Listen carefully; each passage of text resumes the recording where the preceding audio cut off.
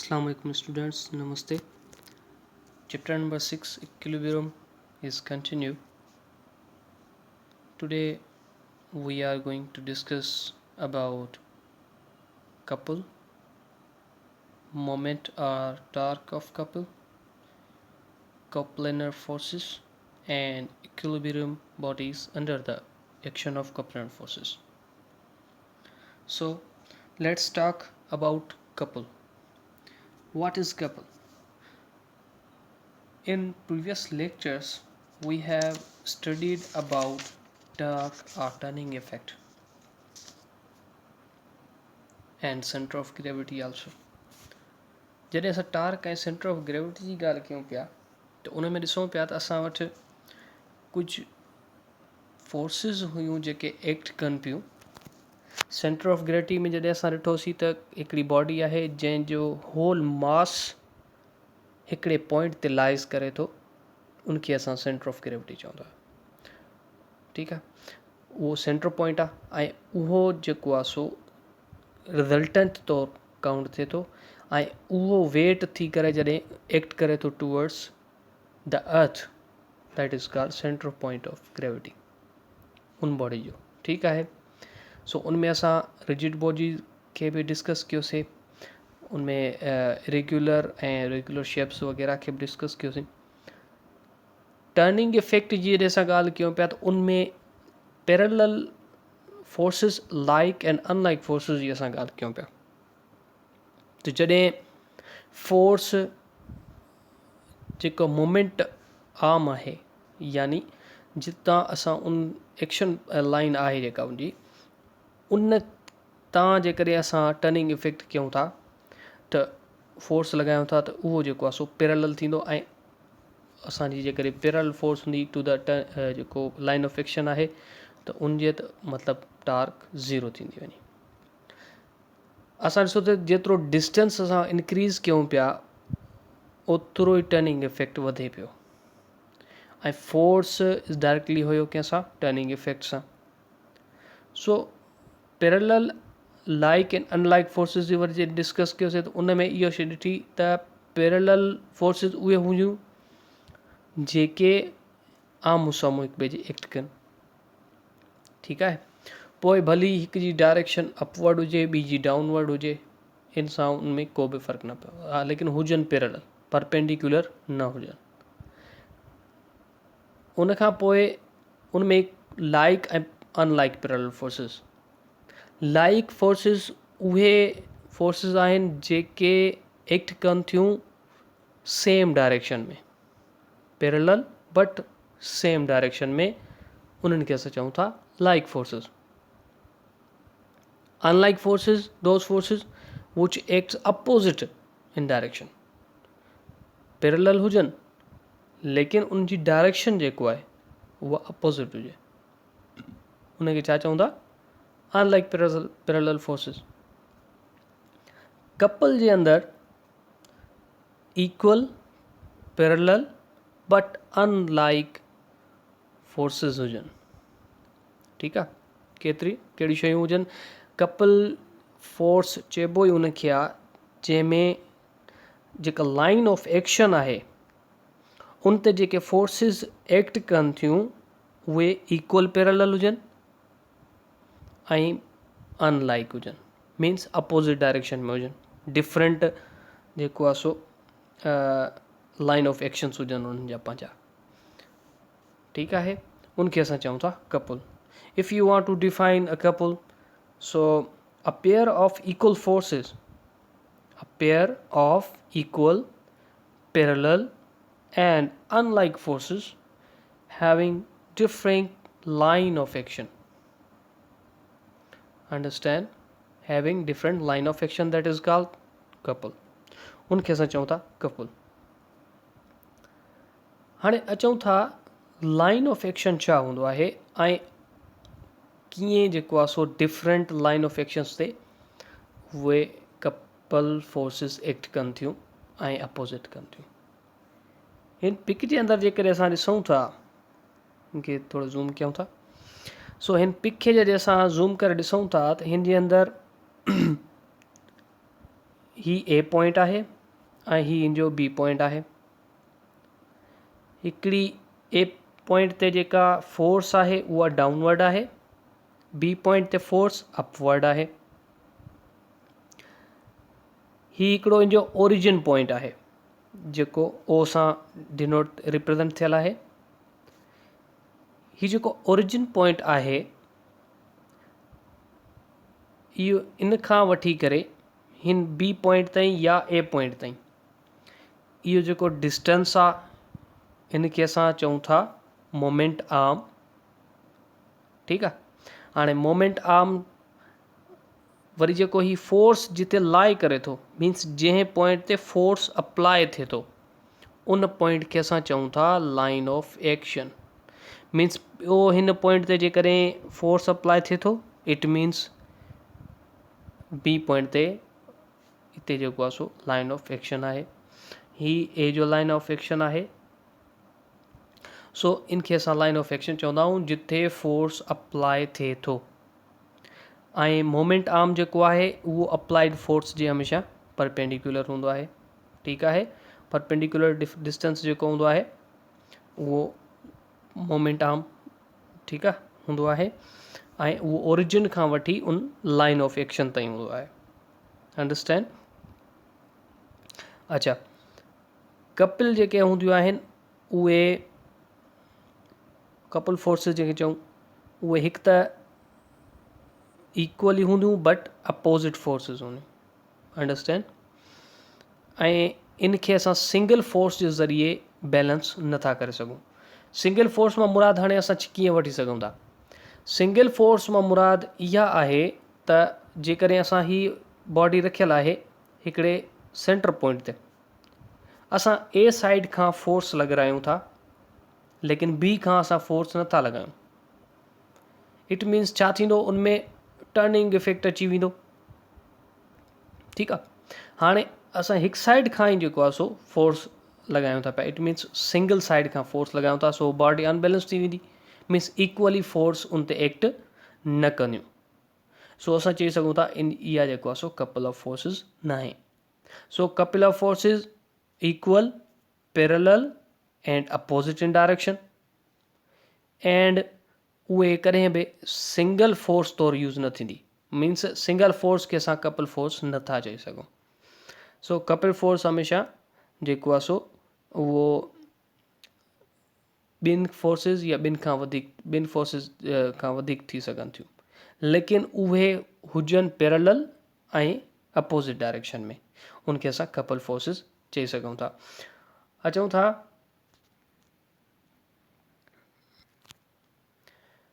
था moment of torque ते। Moment or torque of couple छा हूंदो आहे? असां कपल फोर्सिस जी जॾहिं असां ॻाल्हि कईसीं त कपल फोर्सिस जे अंदरि अनलाइक पैरेलल फोर्सिस जेको आहे एक्ट कनि पियूं ऐं उनजी असां हाणे डेरिवेशन मालूम कयूं था, कंसिडर कयूं था ही हिकिड़ी two equal unlike parallel forces हिकिड़ी बॉडी ते एक्ट कनि थियूं पियूं।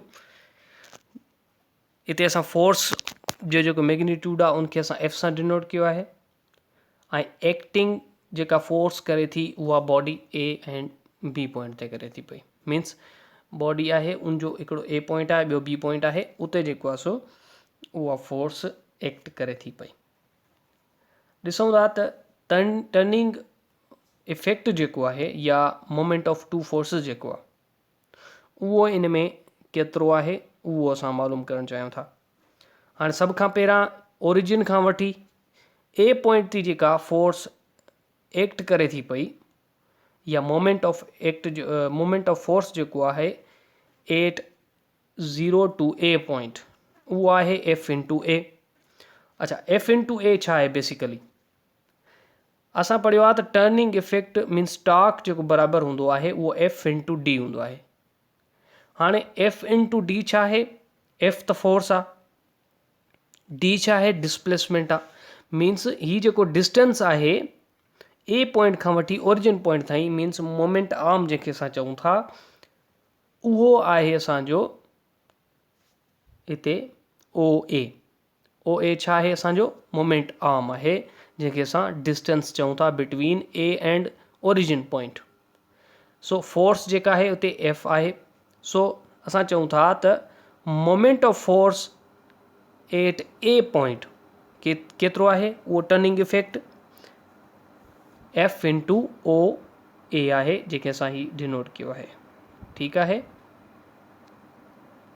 उन खां पोइ moment of force at B means जेको टार्क ऑफ कपुल जेको प्रोड्यूस थिए थो बी पॉइंट ते उहो केतिरो आहे।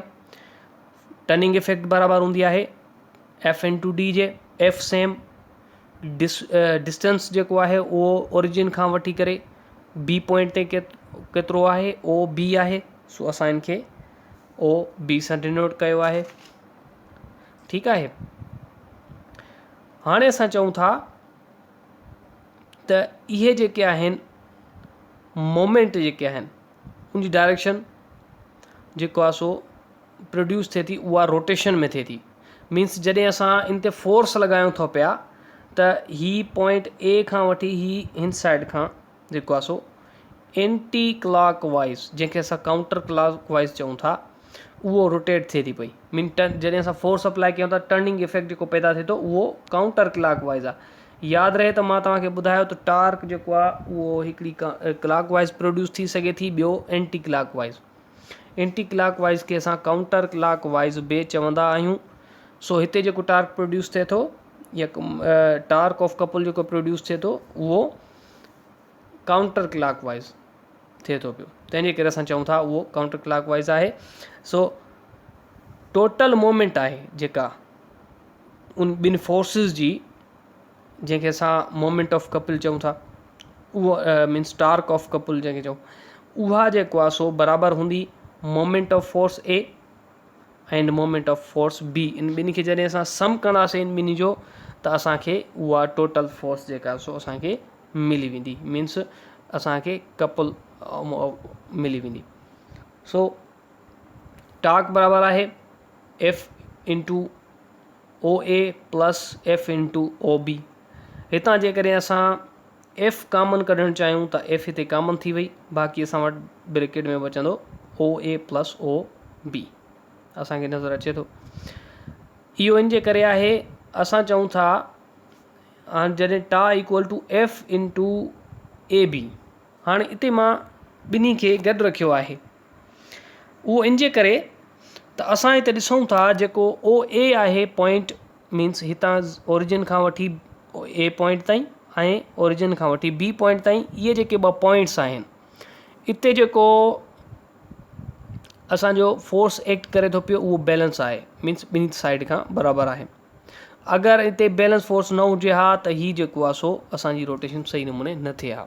ठीकु आहे। सो बैलेंस हुजण जे करे असां हिनखे चऊं था इहो असां हिनखे ए बी लिखी सघूं था। ठीकु आहे। मीन्स इहो छाजे बराबरि थींदो ए बी जे। ए बी मीन्स ही टोटल जेको इन जो आहे। So torque equal to F into A B इहो आहे असांजो torque of couple or moment of couple. Understand. अॻिते असां ॻाल्हि कयूं था equilibrium bodies under the action of coplanar forces. Basically coplanar forces हूंदियूं छा आहिनि। कोप्लेनर फोर्सिस इक्वल जेके असां इक्विलिब्रियम कंडीशन में स्टेट में रखण जे लाइ बॉडीज़ खे यूज़ कंदा आहियूं उहे उन फोर्सिस खे असां कोप्लेनर फोर्सिस चवंदा आहियूं। सो इक्विलिब्रियम जी जॾहिं असां ॻाल्हि कयूं था त इक्विलिब्रियम आहे छा। इक्विलिब्रियम जेको आहे सो अहिड़ी जेको आहे सो कंडीशन हूंदी आहे जेका बॉडी खे पंहिंजी आइदर रेस्ट में रखे या मूव कराए यूनिफॉर्म वेलोसिटी सां। मीन्स जंहिंमें बॉडी जी एक्सेलरेशन ज़ीरो हुजे तंहिंखे असां इक्विलिब्रियम जी कंडीशन चवंदा आहियूं। इक्विलिब्रियम जे अंदरि असां वटि ॿिनि क़िस्मनि जूं जेको आहे इक्विलिब्रियम स्टेट्स हूंदियूं आहिनि। हिकिड़ी हूंदी आहे डायनामिक, ॿी हूंदी आहे स्टैटिक। ठीकु आहे। जेकॾहिं स्टैटिक इक्विलिब्रियम जी ॻाल्हि कयूं था इट मीन स्टैटिक मां मुराद आहे रेस्ट। सो बॉडी रेस्ट में हूंदी उहा मीन्स इक्विलिब्रियम कंडीशन में आहे, मीन्स स्टैटिक इक्विलिब्रियम में। अगरि बॉडी मूव करे थी पई ज़ीरो एक्सेलरेशन सां, मीन्स यूनिफॉर्म वेलोसिटी सां, इट मीन्स या डायनामिक इक्विलिब्रियम में आहे। सो असां ही हिकिड़ो एग्ज़ाम्पल वरितो आहे त हिकिड़ो ही स्फेरिकल बॉल आहे, ही ॾिसी सघूं था असां, जेको सस्पेंड थियल आहे हिकिड़ी सीलिंग सां। ही असां चऊं था हिकिड़ी जॻह आहे जंहिंसां ही सस्पेंड थियल आहे। सो इते असां जॾहिं ॾिसूं था त इहो पहिरियां स्टैटिक इक्विलिब्रियम में आहे।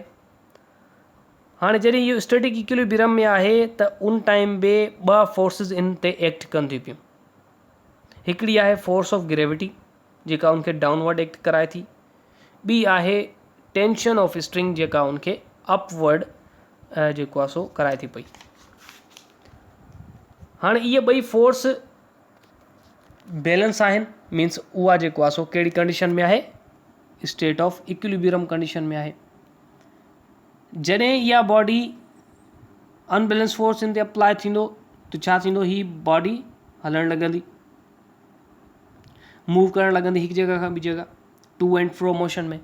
सो असां चवंदासीं इन जी जेका टू एंड फ्रो मोशन आहे उहा, छो त टाइमिंग उनजी बिल्कुलु सेम रहंदी, सो असां चऊं था इहा पॉज़िस कंदी कहिड़ी फोर्स, इक्विलिब्रियम वारी, मीन्स डायनामिक इक्विलिब्रियम।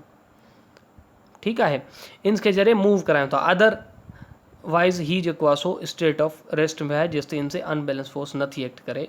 पर इन ते ॿ फोर्सिस तॾहिं बि एक्ट कनि थियूं पियूं जंहिंखे असां कोप्लेनर फोर्सिस चऊं था। ठीकु आहे, मीन्स बॉडी खे इक्विलिब्रियम कंडीशन में रखण लाइ जेके फोर्सिस एक्ट कनि थियूं उन्हनि खे असां कोप्लेनर फोर्सिस चवंदा आहियूं। अंडरस्टैंड? सो ही असां एग्ज़ाम्पल वरितोसीं स्टैटिक इक्विलिब्रियम जो। Thank U students.